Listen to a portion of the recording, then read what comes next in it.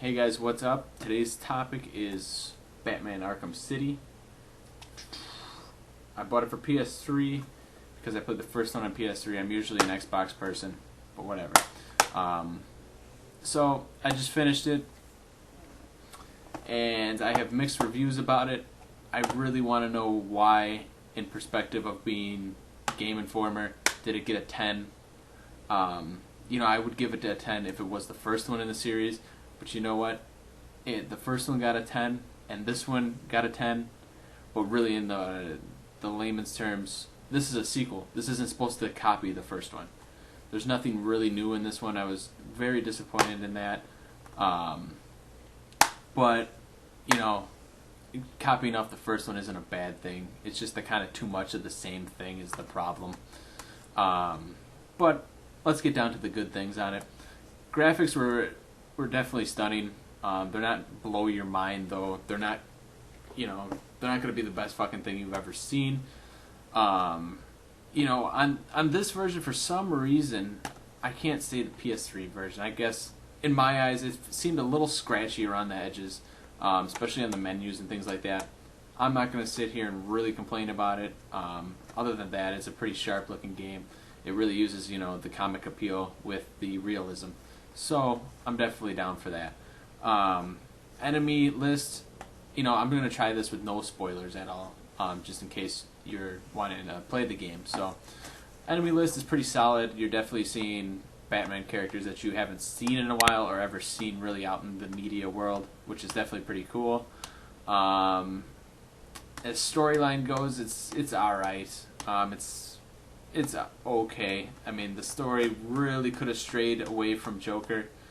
I think that's the problem with today's Batman is it's always emphasized on the Joker, which is kind of, it's alright. It's just going to get stale after a while. Like, I love the Joker, don't get me wrong. I just think that it's really kind of going to get old quick. With the new Christopher Nolan film, at least it's off of the Joker. So, that's okay. We'll see how that goes.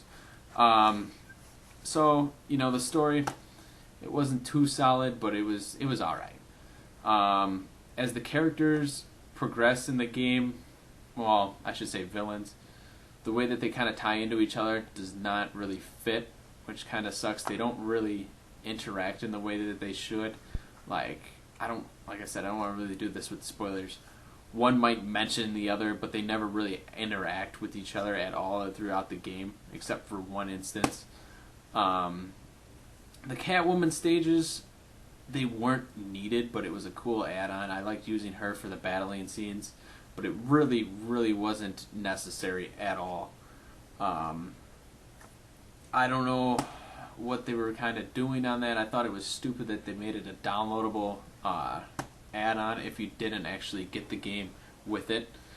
Because it pretty much, it changes the game, which is, I'm not going to pay for something that changes the game when it's $10 extra when I sat there and spent $60 on the game. I think it's just like, hey, put it all into the damn game, okay? I'm tired of this shit of reserving a game and they give you a downloadable code it's just a key for the locked stuff that's in the fucking game. You're not downloading anything. I'm so sick of this shit. Of all these fucking places that are like, oh, you get a downloadable content. It's like, no, you don't. It's just a key that unlocks in the game. That's all it does. But whatever. I'm not going to sit here and argue all day about it. I'm going to talk about Batman. The real disappointment, this is one spoiler I'm going to throw out there just because the Riddler is not in the game as far as I can tell. They really emphasized on all his shit, kind of like the first one, but they really emphasized on riddles and everything in the game, and there's no damn Riddler in the game. I was a little upset, especially because I like the color, or the actual concept of the Riddler, of how they show you his pictures and stuff like that. He looks sweet. I wanted to see him in the game. He's not in the game. I'm just throwing that out there. A little disappointed about that. Not a huge fan of the Riddler, but their concepts in the game of how he looks just makes me want to see him in action. Kind of a little disappointed about that. I don't know. The side quests weren't very interesting at all. The biggest problem I had with them, I played the game after I beat it. You can go back and kind of either screw around or play the new version of the game like After you beat the story, you can go back and play it differently. You get all your gadgets and everything and go through it again. It says that it's harder. I don't know. I didn't do that. I kind of just went and played the regular game again and did the side quests, or at least tried to do them. And what I found out is how to actually do them is you kind of just wander around aimlessly until you find something. Like there's one where a phone rings. So you got to find the phone, and then you got to run to a different phone, and then you got to keep doing that, and then it kind of fades away. Well, then to find out what you do next, you got to run around aimlessly and look for a phone that's ringing. That's an example of that's an example of just a stupid quest that you have to do. There's another one with somebody, I don't want to say, but you look for tanks. So you're walking around looking for tanks, and you wander around aimlessly. That's it. I've just noticed a pattern with all that, and I don't know. It didn't keep my interest at all like I thought it would be. I thought they were kind of going to be, actually fun activities that you can do in the game while being Batman, but I guess not. Especially me being a huge Batman fan, this really kind of strayed me off after playing it. I was a little disappointed in it. Well, not really a lot disappointed in it. The game was extremely short in my opinion. Arkham Asylum seemed like it took forever to beat. Arkham City only really, if I sat down, I could probably beat it in one sitting.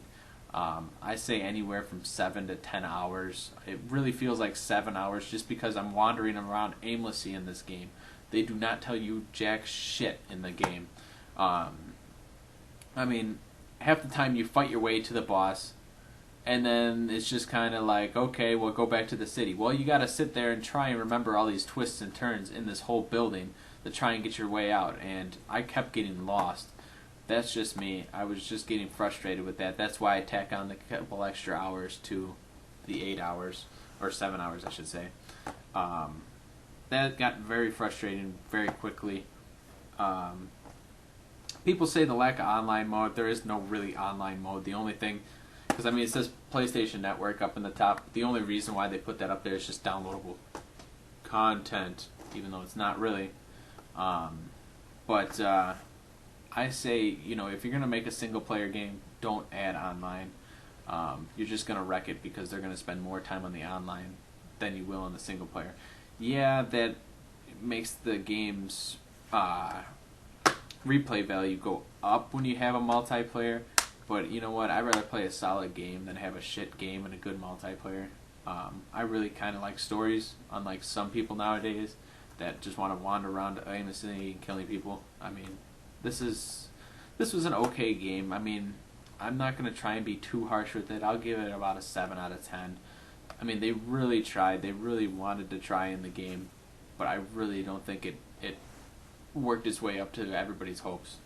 And definitely the advertising of this game was huge. Everybody thought it was going to be a big deal, and it really wasn't. It really fell short of that. Like I said, I was pretty disappointed in it. They tried. They had an open world view to it, but really I think that was very linear in their part. It did not seem that big. It seemed like I wandered around the city like 100 million times, but really, it's just a small little city. I thought you were going to be able to go into almost any building to fight enemies, and you really can't. It's just, linear again. The other thing that I had a problem with, I don't know if it's the graphics or the art, I guess I can go both ways on it, is the, here, I'll give away 2 villains. Obviously there's Joker in there, but, you know what, I'm not going to give away the one that you wouldn't think. Well, you know what, screw it. I'll just put it this way, instead of spoilers. Joker's enemies from somebody else's enemies. They're very poorly made. They look almost the same. Like Joker's, obviously they have a painted face. Somebody else wears a jacket, and the other one wears a different kind of jacket. They're that poorly made. I was very upset with that. They couldn't come up with new enemy concepts, which also hurt the value of it to me. It was all the same: padded enemies, shield enemies, and titans. They never came with a new one. I didn't play one single character in the game that was any different from the first one.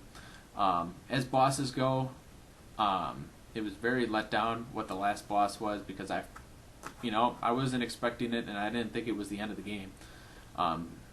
It just kind of like, okay, I guess that's the last boss. So when you play this game and you're expecting something, make sure you expect the unexpected with it. The ending was for Batman fans. I don't know. I guess it's alright. I wasn't expecting it at all. Like I said, it's just kind of dive bombs. I don't know. It's not a very good ending. People still ask me, hey, is it open for another one? And I put it this way: if there's a nuclear bomb that hit everything in Gotham or whatever and killed everybody, there's going to be a sequel. It doesn't even matter. There can always be a sequel. Did they really leave an opening for a new one? I'm not going to tell you. You're going to have to figure that out yourself. But that's all what I always say about games. If there was a nuclear bomb that just was dropped in the middle of wherever, and it killed off everything in the whole game, there'll still be a sequel. It's all those licensing and things like that, the developers that always just want to get more money and more money, which I don't blame them with today's society with the used games. So, I don't know. Like I said, 7 out of 10. I don't think it's too bad, but, don't be expecting greatness. Expect Arkham Asylum a little bit more open. That's what I give you. It's about the same amount of villains. At least it's unfamiliar ones to you. For people that don't really know Batman. So hopefully you guys enjoy it. If you do pick it up, I do recommend it if you enjoyed the first one. But like I said, don't be hoping for a brand new game, because this is practically the same game with a different cover. So with that said, guys, pick it up if it sounds interesting to you. Hope you enjoyed this video. Thanks for watching.